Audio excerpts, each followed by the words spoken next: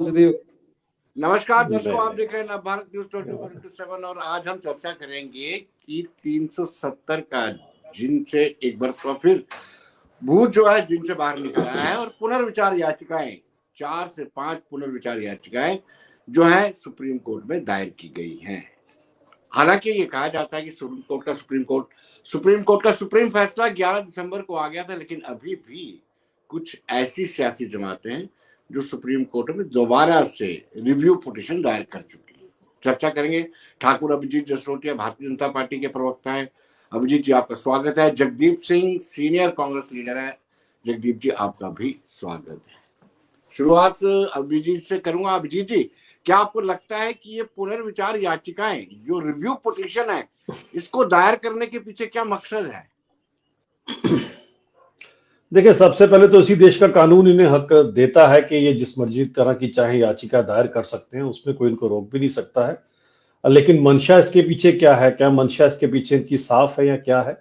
या मंशा इस तरह की है कि जो हक हकूक वेस्ट पाक रेफ्यूजीज को मिले या वाल्मीकि समाज को जो रेफ्यूजीज मिले, जो यहाँ की बच्चियों को, यहाँ की महिलाओं को जो हक मिले, जो गोरखा समाज को हक मिले, क्या उनसे वापस छीन लिए जाए? इस तरह की इनकी मंशा है। किस तरह का कुछ करना चाहते हैं तो इन्हीं को बेहतर पता होगा। दूसरी बात यह है कि दिक्कत यह है इन पार्टियों की कि 50-60 सालों से इनके पास कुछ और नहीं है बताने के लिए लोगों को, कोई ऐसा बड़ा काम, कोई ऐसी बड़ी चीज नहीं जिससे लोगों के बीच में जा सके। तो फिर से उनको, जबकि वो भी भली भांति जानते हैं कि इसके बाद भी क्या होने वाला है, लेकिन कुछ पर कई बार you buy time from tomorrow, क्योंकि लोगों के बीच में जाने के लिए आपके पास कुछ तो सब्सटेंस होना चाहिए। वो फिर आ जाके वही होता है। अब्राहम लिंकन ने कहा था, you can fool some people for some time, most of the people for most of the time, but you cannot be fool all the people all the times. अब ये ट्राई कर रहे हैं कि Abraham Lincoln जो है वो गलत हो जाए, तो देखते हैं वो गलत होता है या ये लोग गलत होते हैं। जगदीप जी, अभिजीत जी का आरोप है कि आपके पास कुछ है ही नहीं है।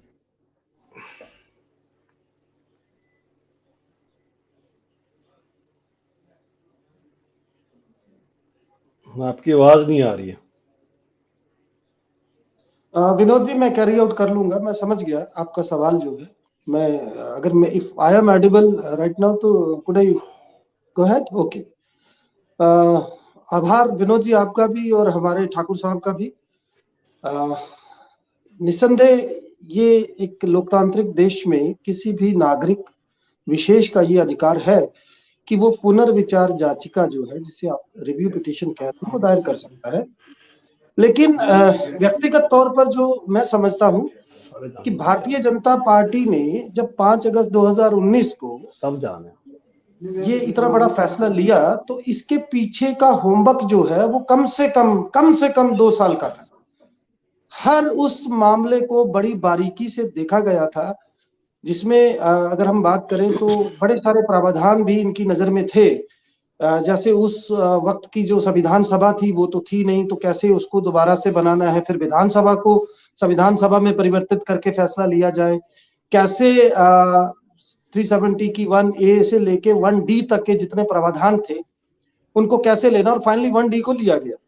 कहने का मेरा तात्पर्य ये है कि इन्होंने उसी जगह इमारत की नींव रखी जहां जमीन के अंदर जो पत्थर थे नींव के, वो कांग्रेस जैसी पार्टी ने बड़ी ईमानदारी से पहले से धरे हुए थे। ये एक सच बात है। रही बात 370 की टूटन को लेकर पुनः विचार याचिका की, तो मुझे लगता नहीं, जिस तरीके से इन्होंने जिस कानूनी प्रक्रिया को बड़ी बारीकी से उसका पालन करते हुए जैसे तोड़ा है, तो मुझे लगता नहीं कि उसमें कुछ खास हो पाएगा। यही कारण है कि भाजपा के नेता और प्रवक्ता बड़ा जोर शोर के साथ, गाजे बाजे के साथ ये कह रहे हैं कि जनाब कुछ नहीं होने वाला। लेकिन एक चीज मैं जरूर कहना चाहूंगा यहाँ पर विनोद जी, आदरणीय माननीय सुप्रीम कोर्ट के फैसले और आदरणीय हमारे जो सीजी मुख्य न्यायाधीश है इस देश की सर्वोच्च न्यायालय के, DY चंद्रचूड़ सिंह साहब, उनकी जब खंडपीठ ने ये फैसला सुनाया तो आपको याद होगा उसमें उन्होंने लद्दाख को लेकर जो कहा और जो जम्मू कश्मीर को लेकर कहा, उसमें विरोधाभास नजर आता है। ये एक बड़ी बात है। तो मैं ये मानता हूं कि इस समुच्चय प्रकरण में हासिल किसी को कुछ नहीं हुआ। भाजपा वाले कभी कहते थे थाली बजाओ, कभी कहते थे ताली बजाओ, लेकिन आज जो एक आम जम्मू कश्मीर का नागरिक है, खास तौर से मैं जम्मू खित्ते की बात करूं, चूंकि कश्मीर में बहुत ज्यादा लोग गए नहीं, कश्मीर में लोगों ने जमीनें नहीं खरीदी, कश्मीर में उतना ज्यादा इजाफा नहीं हुआ पॉपुलेशन में, लेकिन जम्मू के लोगों को समझ नहीं आ रहा कि आखिर उनके साथ क्या हो रहा है।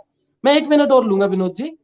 अभी हाल एक फैसला यहाँ की हाईकोर्ट की एक किसी अदालत में आया है, शायद अपेक्स कोर्ट से, कि किसी व्यक्ति विशेष ने अपनी जमीन जो है सरकारी विभाग को दी थी, म्यूटेशन वाली लैंड थी नौकरी के लिए, और जब निर्णय आया तो उसमें कहा गया कि जनाब आपका तो इसके ऊपर कोई अधिकार ही नहीं है जब से ये ड्यूटी हो गया।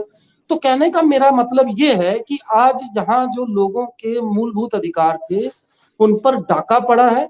हाँ, कुछ एक चीजें अच्छी हुई हैं, उससे हम सहमत हैं, हम पहले भी सहमत थे। हम चाहते थे कि उन लोगों को अधिकार मिले, फिर वो चाहे पश्चिमी पाकिस्तानी थे, चाहे गोरखा बिरादरी थी, चाहे हमारे यहाँ पे वाल्मीकि समाज के लोग थे। लेकिन जिस तरीके से आमूल चूल ढंग से इसकी टूटन ने जितना सियासी और सामाजिक नुकसान जम्मू का किया है, उसकी भरपाई मुझे नहीं लगता जल्दी हो पाएगी। जी विनोद जी, आपकी आवाज नहीं आ रही। विनोद जी,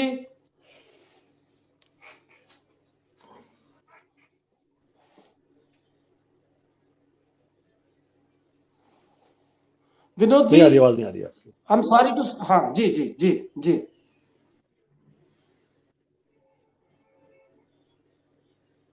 नहीं, फिर कट गया, आवाज नहीं आ रही।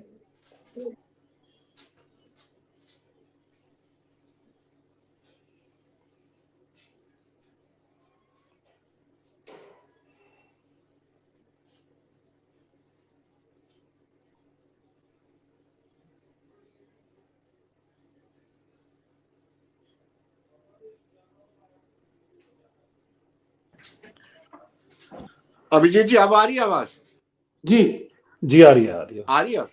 वेल अभिजीत जी, ये आरोप लगता है विपक्ष निरंतर यहाँ पर आरोप लगा रहे हैं कि 11 दिसंबर 2023 को जब सुप्रीम कोर्ट का सुप्रीम फैसला आया, तब जम्मू कश्मीर के लोगों ने ज्यादा खुशी नहीं मनाई बनिस्बत उस दिन जो 5 अगस्त 2019 को हुआ था। ये विपक्ष का कहना है कि अब जम्मू के लोग भी ऊब चुके हैं, उनको लगता है कि उनके साथ दगा हुआ है। ये कांग्रेस के लोग कहते हैं। विनोद जी, पहली तो मैं इनकी पहली बात का जवाब दे लूं कि जो इन्होंने कहा कि जो हुआ कुछ अच्छा भी हुआ, वेस्ट पाक रेफ्यूजीज, वाल्मीकि समाज, गोरखा समाज की बात इन्होंने की। अब कर तो आप भी बड़ा कुछ सीखते थे, action speak louder than words. आपकी मंशा नहीं थी, 50-60 साल 70 साल बहुत बड़ा समय होता है, लेकिन आपकी कभी मंशा नहीं थी। इनकी कई पीढ़ियां आई, कहीं चले भी गए बेचारे दुनिया से, वही आपके जुल्म सिलम सहते हुए। आप करना नहीं चाहते थे, हमारी मंशा भी थी करने की, और देश का कानून भी हमें अलो करता था दोनों चीज के लिए। दूसरी बात जो कहते हैं कि यहाँ पर सेलिब्रेशंस नहीं हुई, मैं एक बात बताना चाहता हूँ विनोद जी, काफी लंबा फैसला हुआ, काफी टाइम लगा इसको बड़े अच्छी तरह से विचाराधीन करके। हमारे कई जजेस इसके ऊपर जो थे बैठकर, उन्होंने काफी इसके पहलू देखे। जो अपना वकीलों ने जो कहना था उन्होंने अपना पक्ष रखा काफी, क्योंकि एक बहुत बड़ा फैसला था। और मुझे लगता है इस फैसले को शायद कहीं ऐसी जगह होगी जहां कोर्ट भी किया जाएगा आने वाले समय में। तो इस चीज को होते होते, और खैर जम्मू कश्मीर के जो लोग हैं, मेरी बात का बुरा ना मानिएगा, ये जो अपोजिशन की पॉलिटिकल पार्टीज है उनसे ज्यादा समझदार है।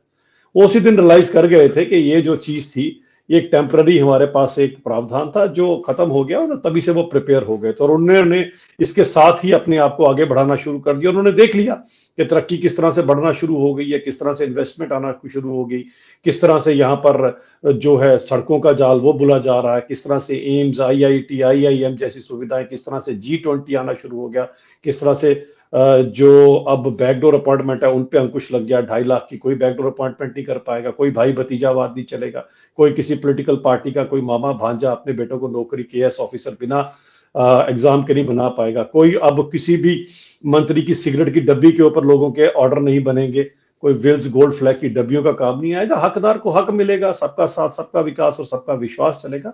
इसीलिए लोगों को पता था और लोगों के साथ होना शुरू हो गया।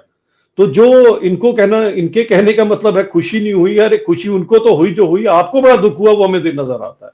और आपके दुख का कारण मैं समझ सकता हूं। दुख का कारण आपका यही है कि वो जो परिवारवाद से लोगों को निजात मिली है, अब आपके पास कोई और चांस नहीं आगे आने का।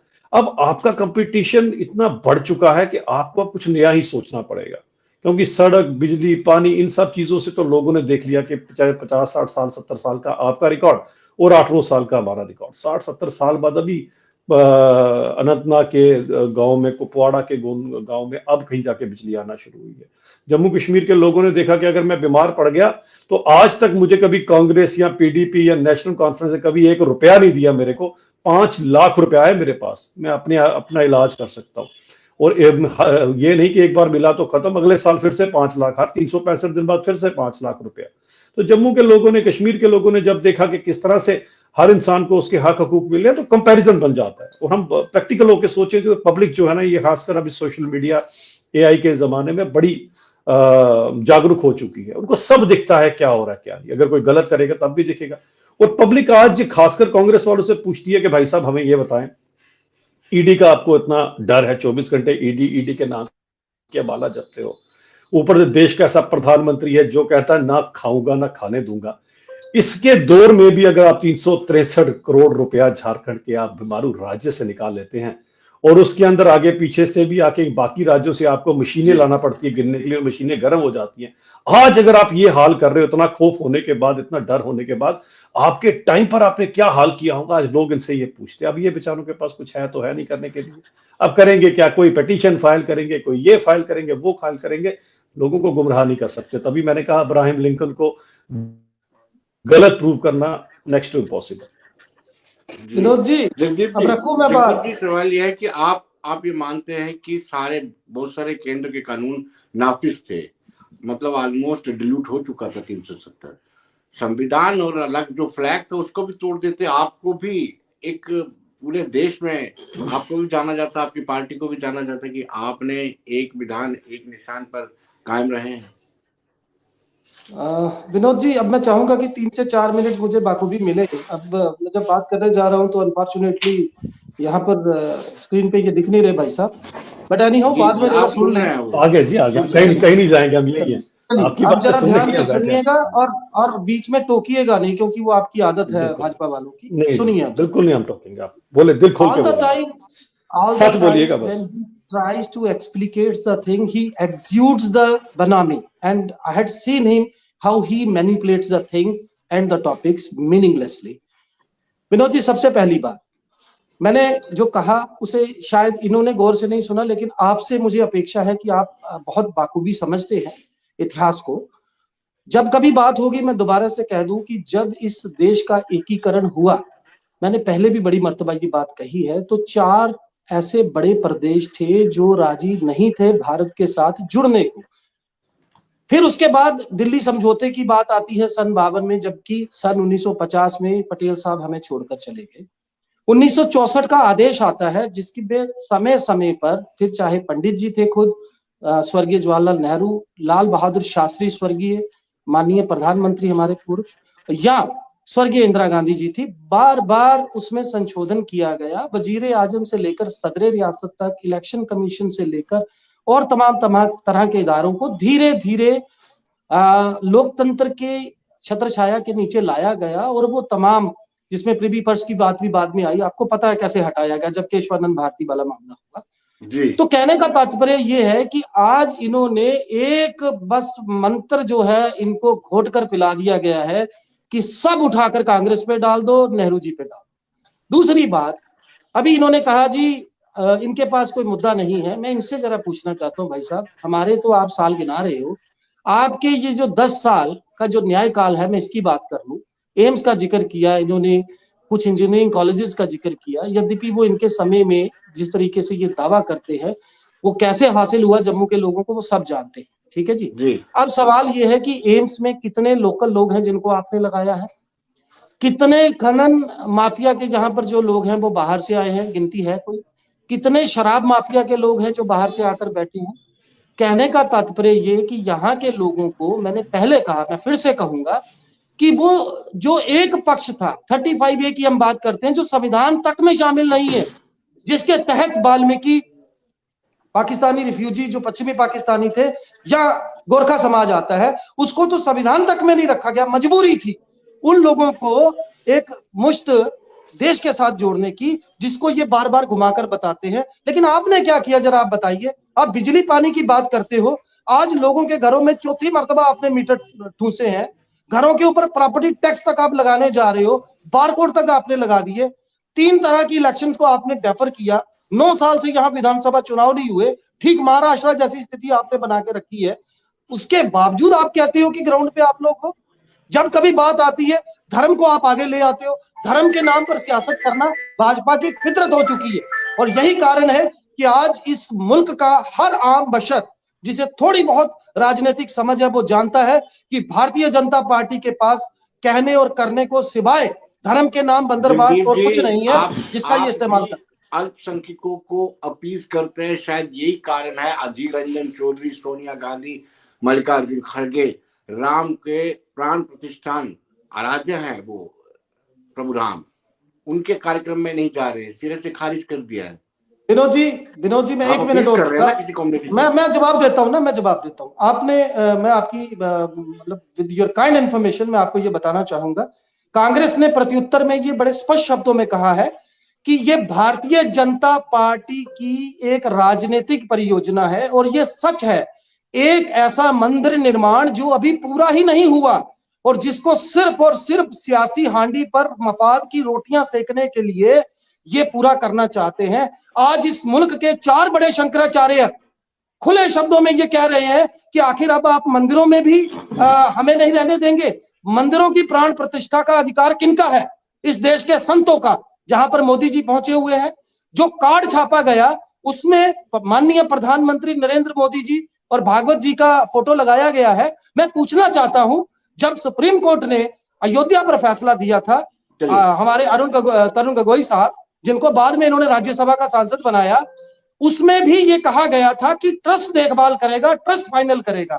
अपनी मर्जी से जो इनकी हाँ में हाँ मिलाने वाले लोग हैं, अडानी को निमंत्रण है, अदानी को निमंत्रण है, फिल्म स्टारों को निमंत्रण है, लेकिन विपक्ष के नेताओं को बड़ी एक पक्षपात के तौर पर किसी को बुलाया गया, किसी को नहीं बुलाया गया।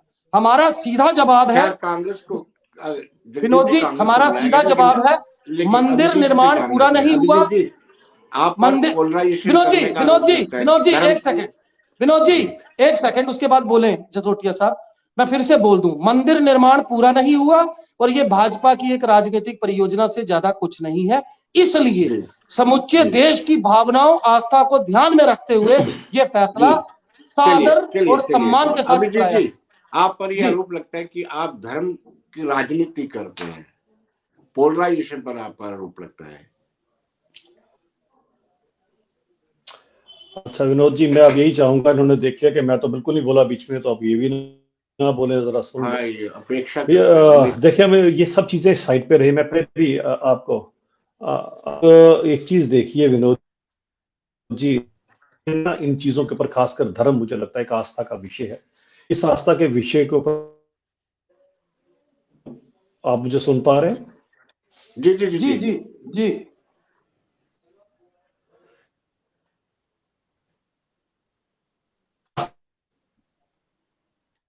आपकी आवाज कट रही है अभिजीत जी। एक चैनल पे मैं था, वहां पर भी ये कब करे क्या, हमारे ही हिंदुओं, दिक्कत यह है कि जयचंदों की कमी नहीं है। जयचंद ना होते तो कभी भी ना तो वो मंदिर गिराया जाता, जयचंद ना होते तो हमारी ये हालत ना होती। तो जयचंदों के कारण ये सब कुछ हुआ। तो मैं इस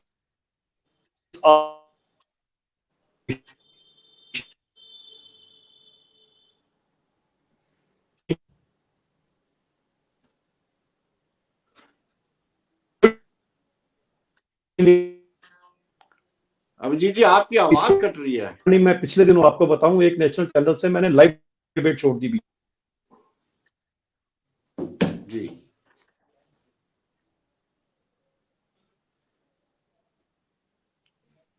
अभिजीत जी, आपकी आवाज कट रही है। अभिजीत जी, आपकी आवाज कट रही है, या हेडफोन उतार दीजिए आप। आपकी आवाज कट के आ रही है आपको। जी जी, देख पा, अगर आप सुन पा रहे हैं विनोद जी, मैं, क्योंकि मुझे निकलना है, मैं लास्ट के साथ यही बात करना चाहूंगा कि मैंने पिछले दिनों लाइव चैनल से डिबेट छोड़ दी, इसीलिए कि आस्था का विषय। वहां पर भी एक एनसी का एक प्रवक्ता, और गलती से क्या बोलूं, आप भी क्या सकता था, वो थे जयचंद ही था। अब वहां पर उसने इस तरह की कोई बात की कि मुझसे सुना नहीं चाहिए। मैं एक्चुअली क्या हूं कि मैं बड़ा एक धार्मिक सा व्यक्ति हूं, और ये मेरे आस्था के विषय हैं। इसलिए आस्था के विषय के ऊपर जब भी कोई ऐसी बात करेगा, मैं उसके ऊपर कोई आगे से कमेंट कोई कुछ नहीं करना चाहता। जिसे जो सोचना है वो सोचे, जिसे जाना है वो जाए, जिसे नहीं जाना वो ना जाए। प्रभु राम किसी के आने से या किसी के नहीं आने से उनको कोई फर्क नहीं पड़ेगा। प्रभु राम हमारी आस्था के विषय है, इसके ऊपर हम ना बात करें, हम ऐसी ना ही बात करें तो अच्छा रहेगा। कोई और अगर टॉपिक है, कोई और बात करनी है तो जरूर उस पर आप बात कर लीजिए।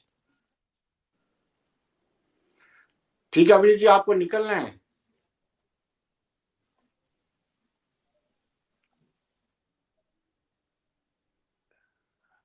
जगदीप जी, अभिजीत जी ने कह दिया कि ये आस्था का विषय, इस पर हम चर्चा नहीं करेंगे, लेकिन आपको आपत्ति है? चारों शंकराचार्य कह रहे हैं कि हमें ये प्राण प्रतिष्ठान का काम उनका है और ये भाजपा वाले कर रहे हैं। विनोद जी, मुझे बड़ी हैरत हुई ये सुनकर। देखिए, ये बता रहा है कि जिस तरीके से इन्होंने इस बात को एक मतलब इमोशनल पॉइंट ऑफ व्यू से रखने की कोशिश की है। इनकी जानकारी के लिए, अब चलो ये डिबेट ही छोड़ गए तो मैं क्या बोलूं, लेकिन दर्शक सुन रहे हैं।